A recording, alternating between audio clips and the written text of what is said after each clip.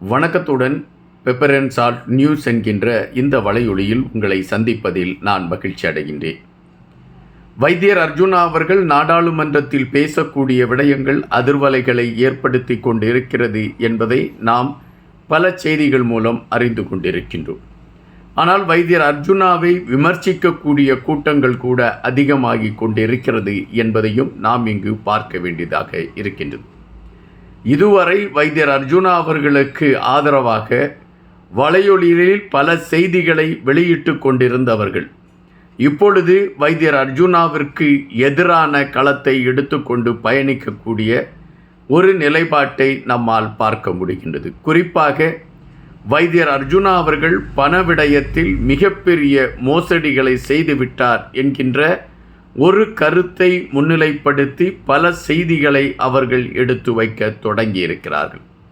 இதற்கான ஆதாரங்கள் இருக்கிறது. இதை மையப்படுத்தி எங்களிடம் பல விடயங்கள் ஒளிந்து கிடக்கிறது என்கின்ற செய்திகளை எல்லாம் எடுத்துக்கொண்டு பயணிக்க ஆரம்பித்திருக்கிறார்கள். ஆனால் இவைகள் எதையுமே ஒரு பொருட்டாக எண்ணாமல் வைத்தியர் அர்ஜுனா அவர்கள் தான் எடுத்து கொண்டிருக்கக்கூடிய செயல்பாடுகளை மிக தெளிவாக எடுத்துக்கொண்டு தன்னுடைய பயணத்தை அவர் மக்கள் சார்ந்த களத்தில் கொண்டு சென்று கொண்டிருக்கிறார் என்பதை இன்றைய நாடாளுமன்ற பேச்சு எடுத்து வைத்திருக்கிறது. இன்று வைத்தியர் அர்ஜுனா அவர்களுக்கு 5 நிமிடம் ஒதுக்கப்படுகிறது. இந்த 5 நிமிடம் நீங்கள் பேசலாம் என்று குறிப்பிட்ட மறு நிமிடமே வைத்தியர் அவர்கள் தன்னுடைய கருத்துக்களை பதிவிட தொடங்குகிறார். அப்படி தொடங்குகின்ற பொழுது தன்னுடைய தாயின் உறவு வடக்கு கிழக்கு பகுதியில் பேருந்துகளை இயக்கிக் கொண்டிருந்த காலகட்டங்கள் பலவற்றை குறித்து அவர் செய்திகளை எடுத்து வைக்கிறார். இப்படி தமிழ் இனத்தில் உங்களுக்கு முன்பே தமிழர்கள் வெற்றியாளர்களாக இருந்தார்கள் என்கின்ற கருத்தை பதிவிட்டு சிங்களர்கள் தொடர்ச்சியாக பொய்யான கருத்துக்களை நீங்கள் வெளியிட்டு கொண்டிருக்கிறீர்கள் என்கின்ற செய்தியை அவர் எடுத்து வைக்கிறார்.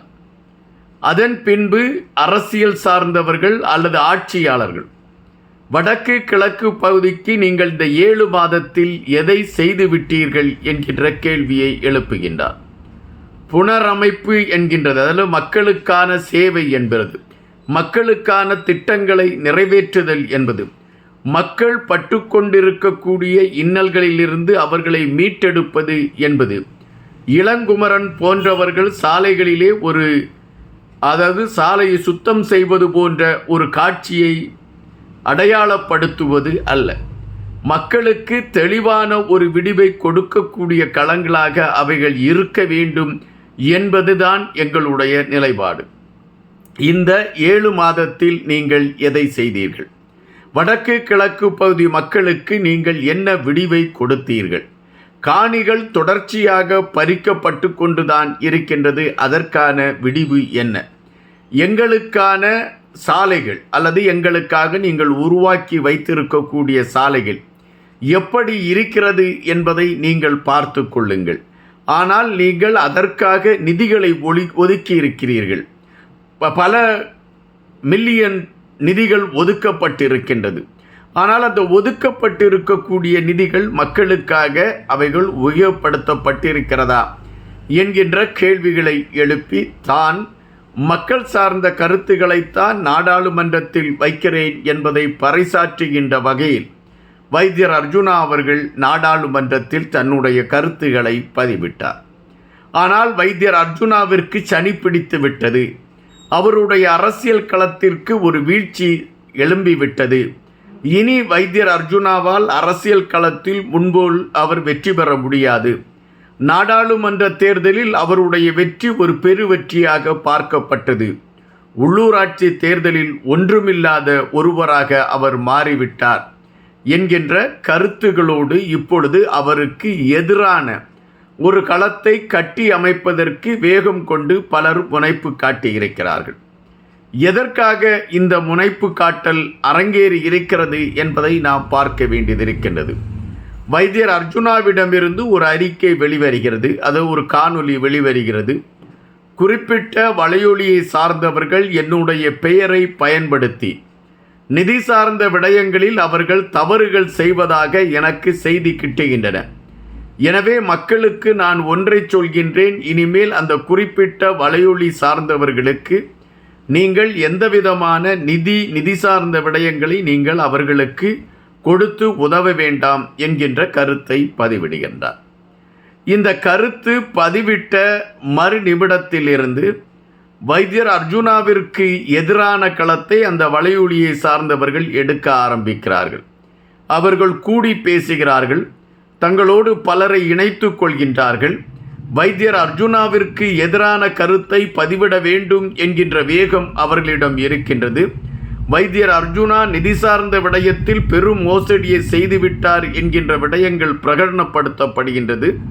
வைத்தியர் அர்ஜுனா கோடி கோடியாக கொள்ளையடித்து வைத்திருக்கிறார் என்கின்ற செய்திகள் சொல்லப்படுகின்றன. இவைகளை மையப்படுத்தி பல ஊடகங்கள் செய்திகளை எடுத்து வைக்கிறது. ஆனால் இங்கு எழும்பி இருக்கக்கூடிய பிரதான கேள்வி ஒன்றுதான். இதுவரை வைத்தியர் அர்ஜுனா அவர்களை கண்மூடிக்கொண்டு இவர்கள் ஆதரித்தார்கள். இதுவரை வைத்தியர் அர்ஜுனா அவர்கள் செய்யக்கூடிய ஒவ்வொரு செயல்பாடுகளையும் ஆதரித்தவர்கள்.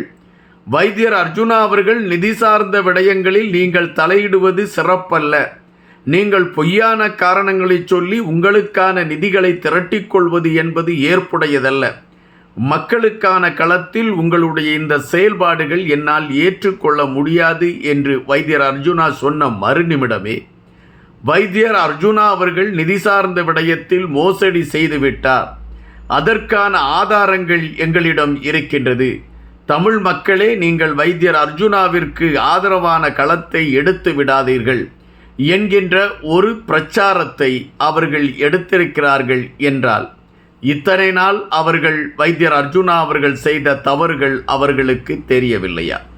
தங்கள் மீது குற்றம் சொன்னவுடன் வைத்தியர் அர்ஜுனா குற்றவாளியாக மாறிவிடுகிறாரா?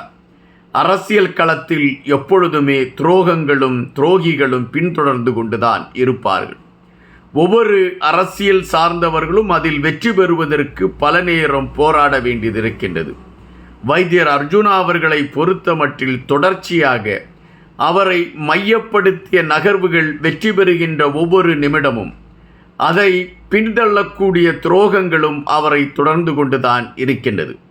ஆனால் அவைகளை எதிர்கொண்டு வெற்றியை நோக்கி செல்லக்கூடிய களங்களை எடுத்துக்கொண்டு வைத்தியர் அர்ஜுனா இன்னும் முன்னேறி கொண்டிருக்கிறார் என்பது வைத்தியர் அர்ஜுனாவுடைய தன்னம்பிக்கையை காட்டக்கூடியதாக இருக்கின்றது. வைத்தியர் அர்ஜுனா அவர்கள் நாடாளுமன்றத்தில் பேசுகிறார் என்கின்ற பொழுதே நாவடங்கி போய் நிற்கக்கூடிய களங்களைத்தான் மற்றவர்கள் எடுக்கிறார்கள். அதுபோலத்தான் வைத்தியர் அர்ஜுனா அவர்களை மையப்படுத்தி ஊழல் அல்லது பணங்களை அவர் மோசடி செய்து விட்டார் என்ற கருத்துகளும் நாவடங்கி போகக்கூடிய களங்களை கொண்டதாகத்தான் இருக்கிறது என்றுதான் நம்மால் கணிக்க முடிகின்றது. நன்றியுடன் இன்பா.